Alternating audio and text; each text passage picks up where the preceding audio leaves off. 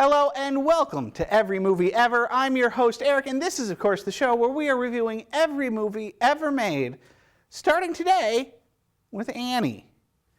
So this is of course, the 70s musical sensation adapted from the, 20s or 30s comic strip about the blank-eyed little orphan girl with the red curls who gets adopted by a rich dude and enters into a life of adventure and luxury. Now, this is one of those movies that was very, very popular when I was growing up, and it seemed like everybody else in class in grade school had seen.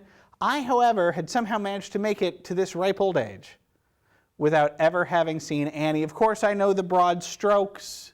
I know about some of the songs. I know about some of the cast. I know the whole affair. But like I said, never bothered to watch it. Finally sat down to watch it, and let me tell you something, it's charming. Annie is a charming movie. I liked it quite a bit. I think the thing that stuck out to me the most and that I will always take away from it is that despite being set in the 1930s, Annie is 70s as hell. This whole thing just reeks of the 70s somehow.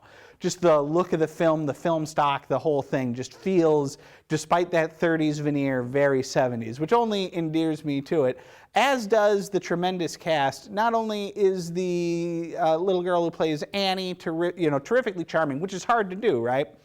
We talk about kid actors a fair amount on this show, and it is difficult to find a kid actor who can act their way out of a paper bag, let alone carry a big blockbuster musical on their shoulders, and, well, this young woman certainly does it.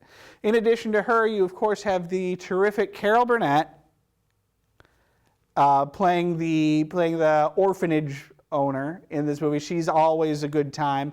Not sure I'm real sold on Carol Burnett as evil. I find that somewhere deep within me a little unsettling, but, I suppose I should. In addition to that, you've got Bernadette Peters, who I always adore, and Tim Curry, the great screen villain star of movies like Rocky Horror Picture Show and Legend, killing it as side characters. They play Carol Burnett's brother and, I guess, sister-in-law, who are helping her hatch a plot where they're going to pretend to be Annie's birth parents. And they are absolutely deliciously, comically sinister in this. Also terrific is Albert Finney. He is an actor, kind of one of those, I know him now as kind of an older British guy actor. He's in that movie Big Fish.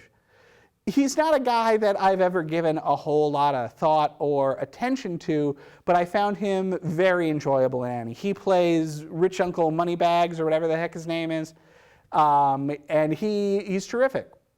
He brings real verve and energy to the part. He is, in a way, he reminds me of the lead character in There Will Be Blood, of Daniel Day-Lewis's oil baron in that movie. And I think in part that's because Daniel Day-Lewis based that part on John Huston, the great film director, no relation.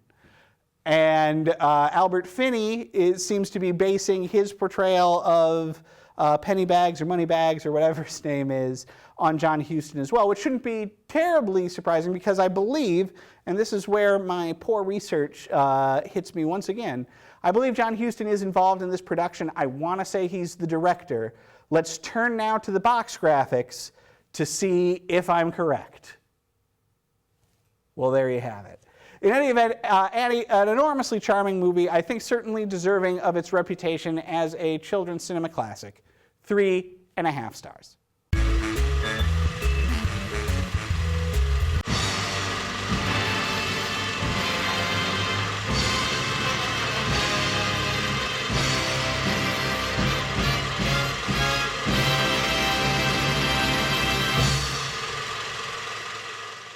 And don't forget to visit our website, northmetrotv.com/everymovieever.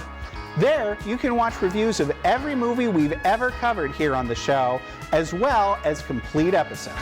That's northmetrotv.com/everymovieever.